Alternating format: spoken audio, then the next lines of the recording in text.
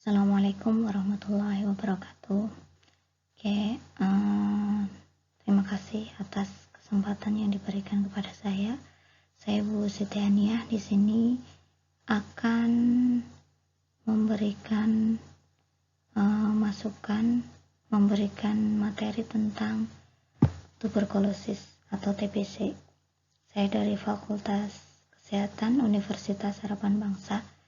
Semoga apa yang saya sampaikan ini bisa bermanfaat. Kita mulai perkuliahan ini dengan membaca basmalah. Bismillahirrahmanirrahim. Kita mulai slide yang pertama kita. Semoga Anda semua dalam kondisi sehat walafiat, tidak kekurangan suatu apa, sehingga kita masih bisa meneruskan perkuliahan PJJ kita dengan lancar. Semoga tidak ada kendala ke depannya. Sehat selalu, semangat selalu. Kita mulai slide yang pertama.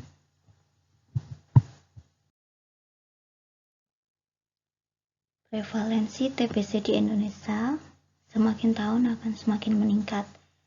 Menurut laporan penanggulangan TBC oleh WHO pada tahun 2004 saja, angka insidensi TBC naik mencapai 555.000 kasus. Ini sekitar 12 tahun yang lalu ya. Kalau nanti kita coba lihat, ada beberapa materi lain yang nanti saya lampirkan tentang perkembangan TBC saat ini. Jadi 46% diantaranya itu adalah kasus baru. Sisanya adalah TBC kambuhan ataupun TBC yang tidak tuntas dalam pengobatannya, dropout seperti itu. Jadi kalau dilihat fenomenanya, TBC ini selalu meningkat dari tahun ke tahun.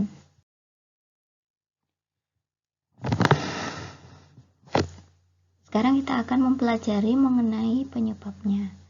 Penyebab dari TBC adalah penyakit menular akibat Mycobacterium tuberculosis. Jadi apa sih sebenarnya Mycobacterium tuberculosis itu sendiri?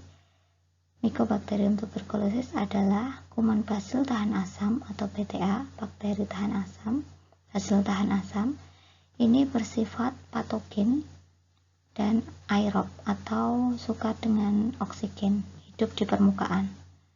Tetapi sifatnya yang merugikan atau patogen tersebut ini mudah, ada kelemahannya, yaitu Mycobacterium tuberculosis tersebut mudah mati jika terkena air mendidih atau pada suhu 80 derajat.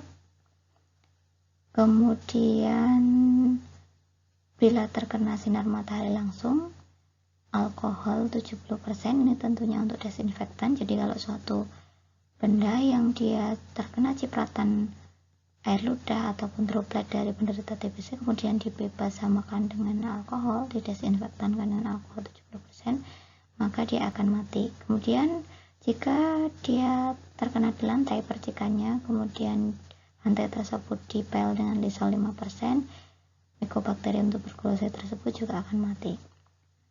Tetapi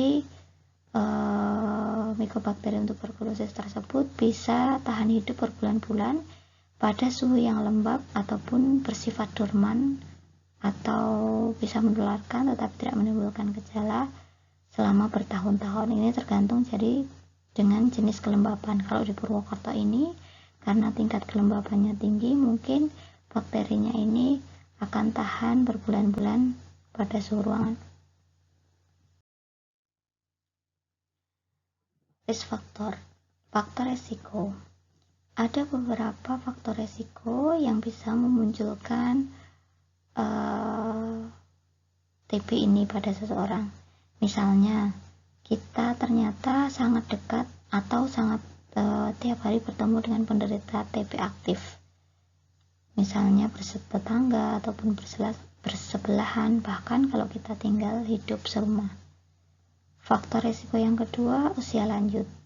Lanjut usia ini mempunyai resiko faktor yang tinggi karena usia lanjut memiliki daya tahan tubuh yang lemah.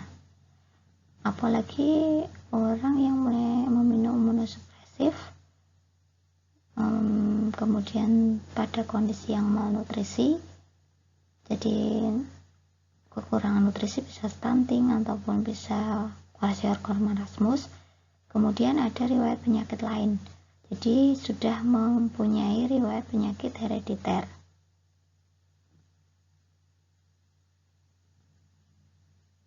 Kemudian seseorang yang imigran dari negara dengan asiden yang tinggi, misalnya seseorang habis bepergian dari suatu tempat di mana tingkat tuberkulosisnya tuh mencapai angka yang tinggi atau epidemi. Lingkungan rumah di bawah standar di sini maksudnya jika seseorang itu tinggal di sebuah rumah yang misalnya jendelanya tidak terlalu banyak, kemudian tingkat kelembabannya tinggi, tidak mempunyai lantai yang selalu dibersihkan. Pokoknya 20% dari luas rumah itu tidak ada pencahayaannya. Yang selanjutnya yaitu petugas kesehatan. Petugas kesehatan ini paling berisiko karena bisa setiap saat terkena, mulai dari risiko terhadap pasien ataupun tertular dari pasien lainnya.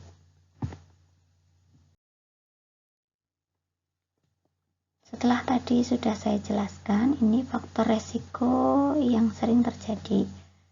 Ada beberapa literatur yang bisa kita gunakan. Yang pertama, keturunan ternyata juga memiliki risiko yang tinggi. Jadi jika orang tuanya sebenarnya lebih berkaitan dengan droplet ya, dengan kontak langsung.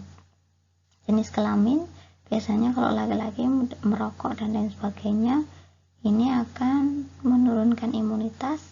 Usia tadi sudah saya sebutkan, usia lansia, stresor yang tinggi ini bisa menurunkan antibodi. Terapi kortikosteroid tadi yang dimaksud adalah imunosupresan tadi. Jadi sama, status nutrisi yang kurang atau malnutrisi, infeksi dari penyakit yang berulang, human infection virus, HIV, measles dan pertussis, dan tidak mematuhi aturan pengobatan. Ini bisa memunculkan faktor risiko TBC. Cara dan penularan TBC. TBC ini sebenarnya ditularkan melalui droplet atau udara. Jadi, misalnya seseorang batuk, bersin, bahkan bernyanyi, berbicara, ludahnya tersebut terpercik atau dahannya yang mengandung kuman TBC tadi terpercik ini pada suatu benda, kemudian benda tersebut kena angin ataupun udara, bisa terjadi lonjakan atau terbang, kumannya terbang. Nah, ini bisa menjadi sumber penularan TBC. Penularan TBC ke anak ini biasanya ditularkan dari orang dewasa, karena TBC pada anak tidak menularkan.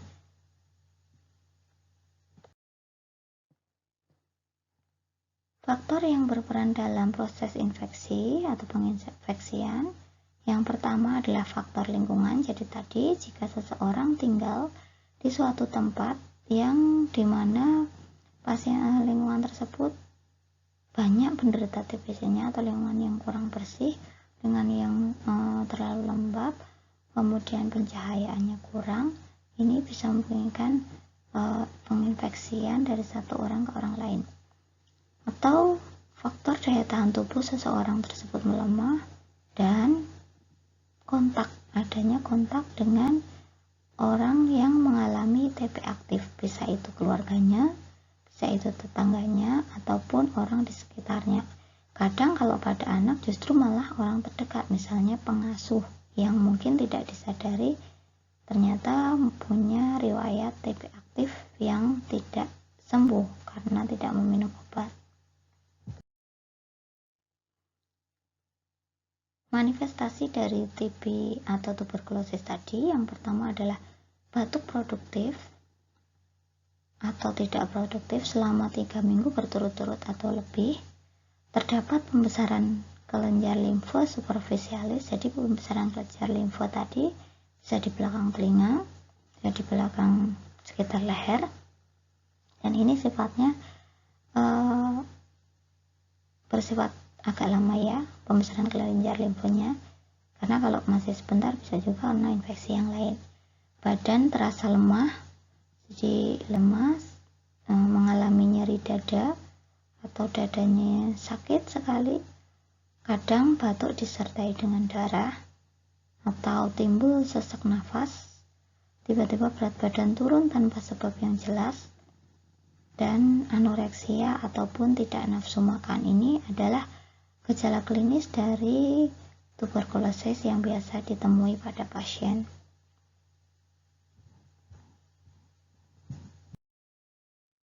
Nah, ini cara penyebaran bakteri Mycobacterium tuberculosis tadi dari individu yang mengalami TB, misalnya di tenggorokannya, dari parunya, dahaknya ini terpercik keluar ketika dia batuk, berbicara, ataupun yang lainnya pada benda-benda di sekitarnya melalui saluran pernafasan, kemudian dia akan menularkan pada orang lain. Tetapi kalau misalnya percikan darah yang mengandung bakteri TBC masuk ke orang lain tersebut, masuk ke kerongkongan, dia akan menyerang kelenjar limfe atau limfogen, kelenjar getah bening ya di sini, ataupun bisa ke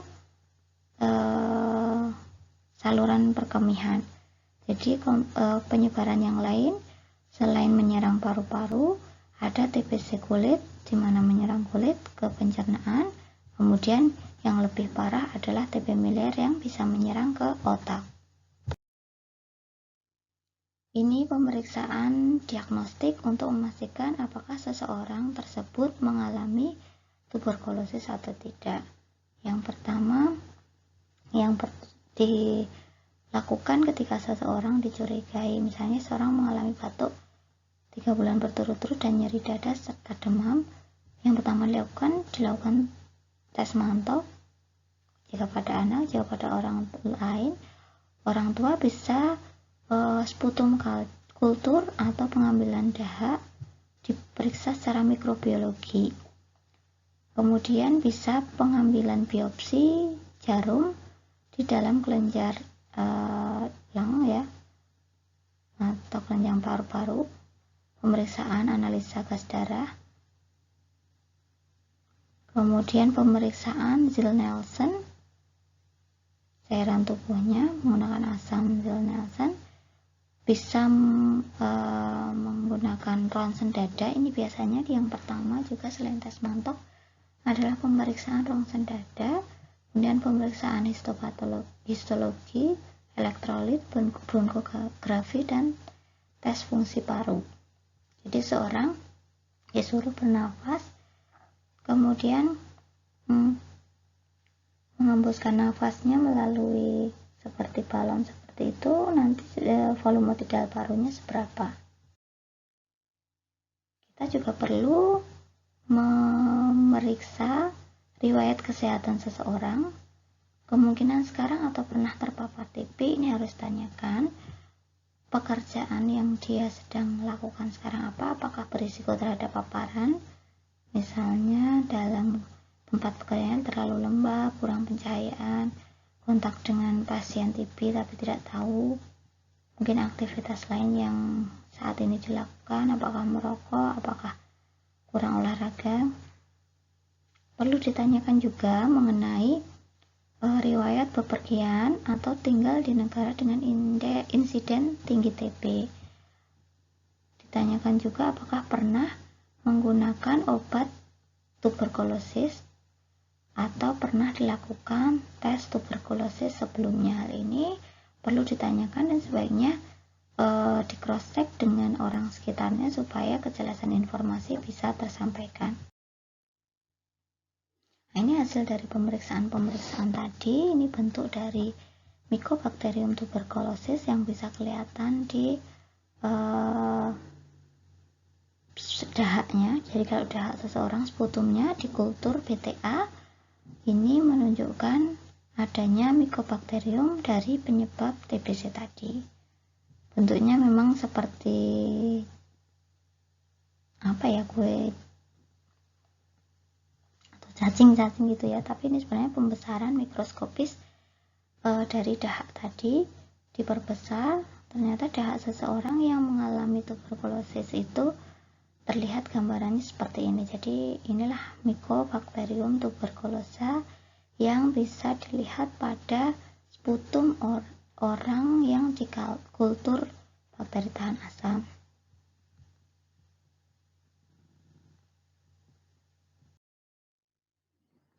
Pada pemeriksaan ronsen dada bisa ditemui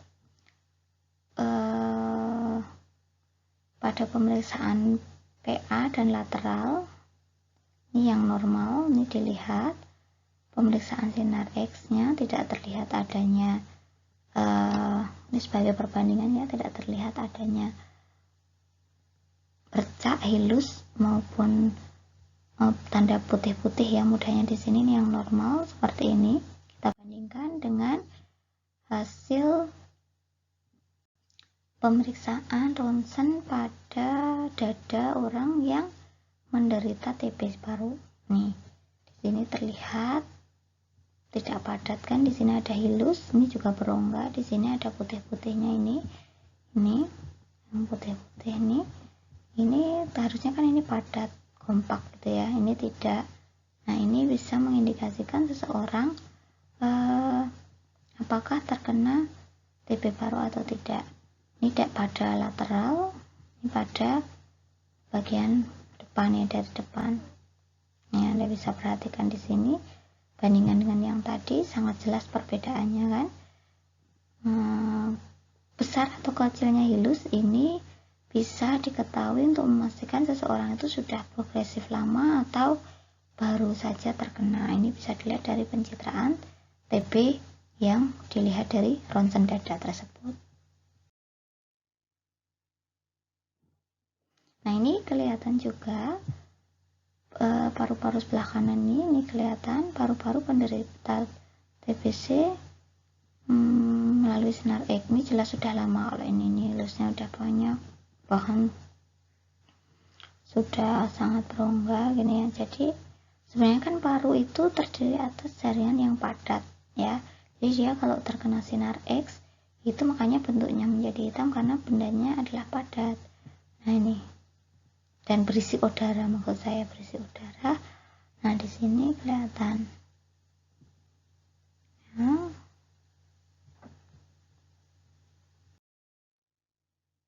ini hasil pemeriksaan yang ketiga tadi setelah kita belajar mengenai pemeriksaan ronsen ya, atau yang sebelumnya juga kita belajar tentang kultur BTA. Kita akan membahas tentang tes tuberkulin atau mantok tes.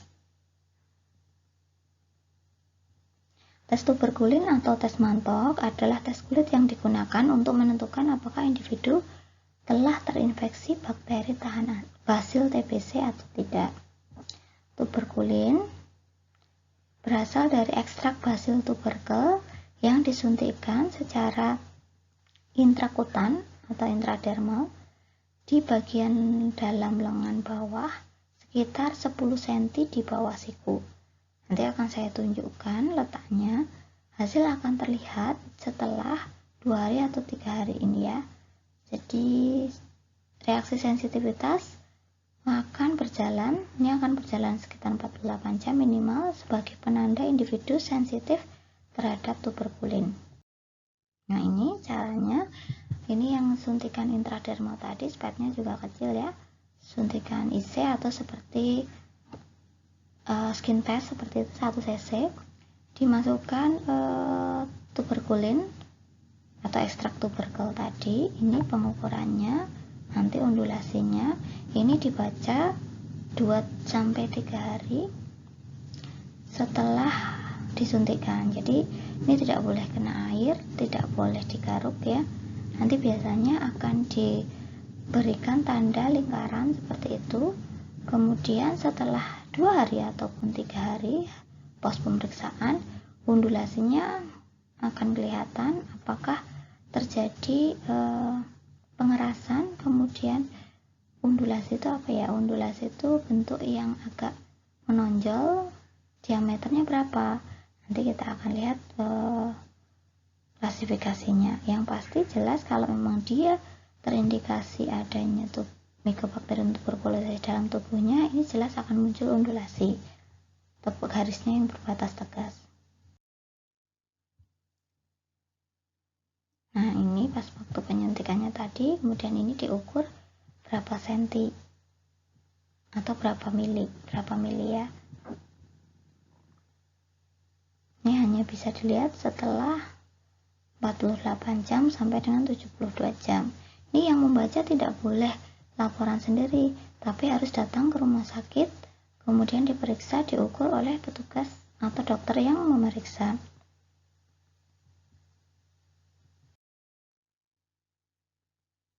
Nah, ini faktor penyebarannya.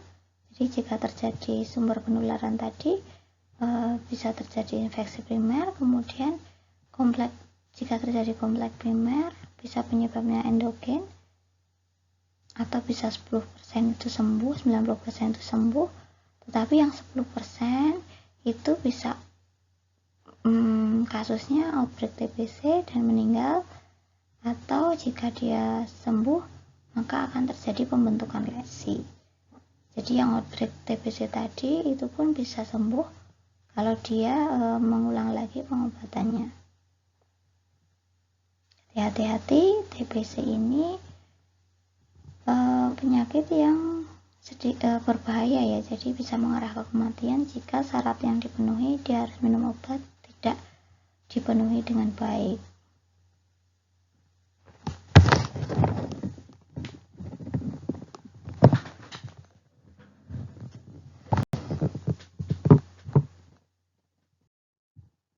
Oke, sekarang kita akan membahas klasifikasi TBC. TBC ini ada yang TB paru primer, ini yang radang oleh basil TBC tadi, yang belum mempunyai reaksi spesifik terhadap basil tersebut.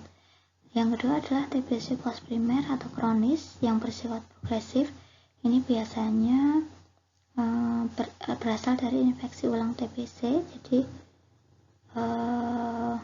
sifatnya karena droplet infeksinya terjadi ulangan, kemudian atau juga sifatnya endogen yang merupakan bakteri dorman tadi, basil dorman, kuman yang tenang atau dorman tadi yang menjadi aktif oleh karena daya tahan tubuh seseorang tadi mulai melemah atau faktor penuaan, atau pada saat tertentu dia mengalami malnutrisi.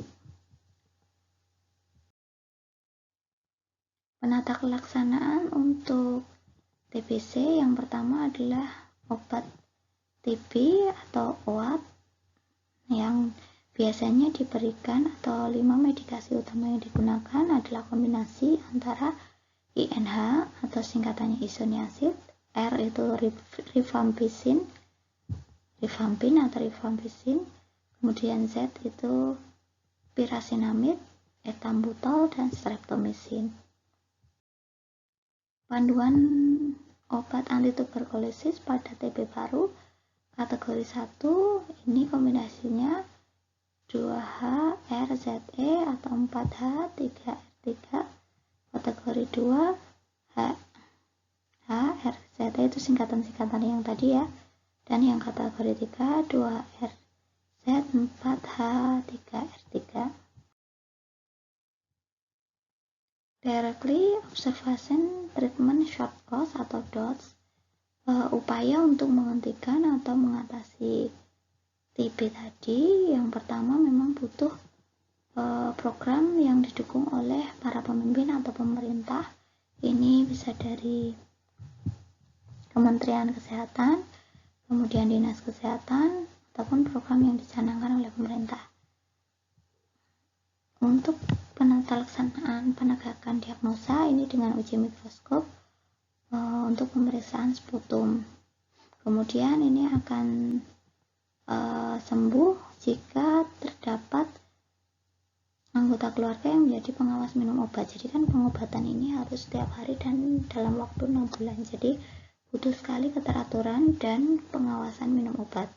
Kemudian pencatatan dan pelaporan yang baik dan benar. Jadi pencatatan dari seberapa banyak obat yang terminum ataupun tidak terminum, dan panduan obat anti TB.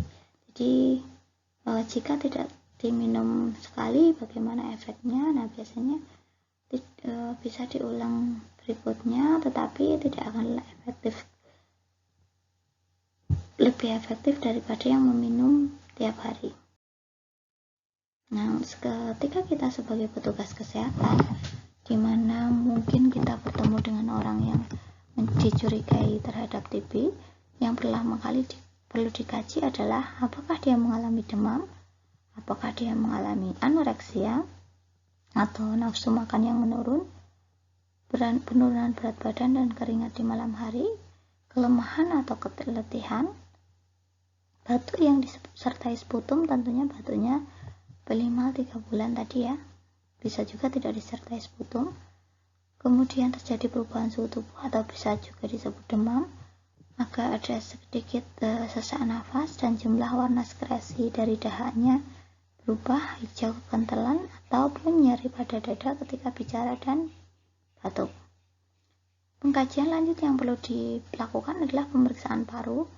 Kita perlu periksa evaluasi bunyi napas dengan stetoskop, apakah menghilang, kemudian apakah ada bunyi ronhi, apakah ada vokal primitus, ada pemeriksaan tanda peka pada waktu diperkusi. Jadi bunyi peka, tahu ya, bunyi peka gleb-gleb gitu ya. Pembesaran nodus di limfo yang disertai nyeri di belakang telinga, kesiapan klien untuk belajar dan persepsi dan pengertiannya tentang TB dan pengobatannya, apakah pasien mau sembuh ataupun tidak. Telah hasil evaluasi pemeriksaan penunjang, perlu dilakukan pemeriksaan. Studi diagnostiknya, penegakan diagnosa TB dari riwayat pengkajian kesehatan tadi, pemeriksaan fisik, ronsen dada tadi, pengusapan sputum basil tahan asam atau tadi kultur BTA, kemudian tes kulit atau mantok. Ini untuk studi penegakan diagnostiknya. Nah, ini yang saya ceritakan tadi. Jika seseorang tadi sudah dihasil mantok tadi, tes mantok tersebut pembacaannya, jika hasilnya setelah 48 jam atau 72 jam tadi undulasinya sekitar 0-5 mm, ini berarti dia negatif. Tapi jika indurasinya itu 6-9 mm, ini masih meragukan dibandingkan dengan hasil pemeriksaan ronsennya atau ada riwayat TB atau tidak. Jika indurasinya lebih dari 10 mm sampai 15 mm, ini positif. Jika lebih dari 16 mm, ini positif kuat atau hypersensitivity. Ini yang bisa membaca adalah petugas kesehatan dan dokter yang menangani dan menggunakan penggaris, jadi tidak boleh dikira-kira ya, apalagi cuma difoto dikirimkan gitu, tidak boleh ya, harus datang ke petugas kesehatan yang memeriksa. Ini klasifikasi TB berdasarkan American Thoracic Society.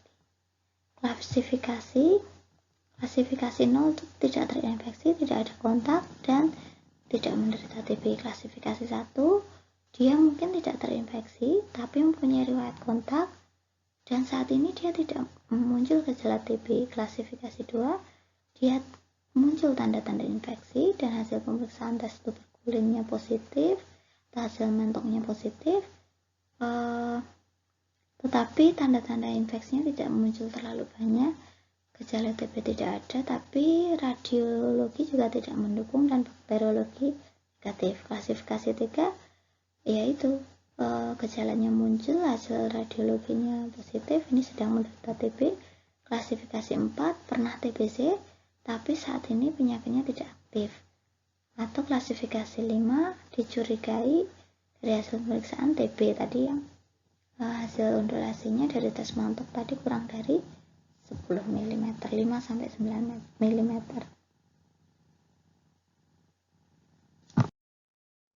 Prioritas perawatan, sebenarnya perawatan yang dilakukan adalah mempertahankan ventilasi atau cara bernafasnya dengan adekuat, mencegah penyebaran infeksi supaya tidak menularkan pada orang lain, bagaimana etika batuk, kemudian bagaimana dia teknik cuci tangan, mendukung perilaku tindakan untuk mempertahankan kesehatan, bagaimana makannya, minum obatnya, kemudian memberikan informasi tentang proses penyakit, prognosis serta pengobatan, kapan harus minum obat karena ini ada efek muntah, jadi sebaiknya dalam keadaan perut kosong, bisa di pagi hari atau ya sebaiknya di satu waktu ya, kalau pagi terus, kalau sore terus, tapi usahakan perut dalam kondisi kosong. Kemudian jika terjadi lupa minum obat, maka harus ada pengawas minum obat. Bagaimana harus dijelaskan besoknya seperti apa dan lain sebagainya. Komplikasi yang sering terjadi pada penderita TB ini jika bersifat kronis, ini bisa menyerang ke otak, menimbulkan meningitis, ke tulang spondilitis, ke jaringan paru-paru menjadi pleuritis dan bronkopneumonia. Kemudian ada batuk darah yang berat, kolap dari lobus akibat retraksi bronkial ini di parunya, fibrosis pada paru ini bisa menimbulkan gejala sesak, penyebaran infeksi ke organ lain. Nah, ini yang paling bahaya, miliar otak, tulang, persendian dan ginjal. Kemudian bisa insufinsi kardiopulmoner. Jadi karena sudah ada jejak dari riwayat kemampuan paru untuk bisa menyaring darah untuk memberikan O2 di dalam peredaran darah ini berkurang, sehingga kemampuan untuk mengalirkan O2 yang baik ke seluruh peredaran darah ini menjadi menurun. Oke, seperti itu bisa saya sampaikan.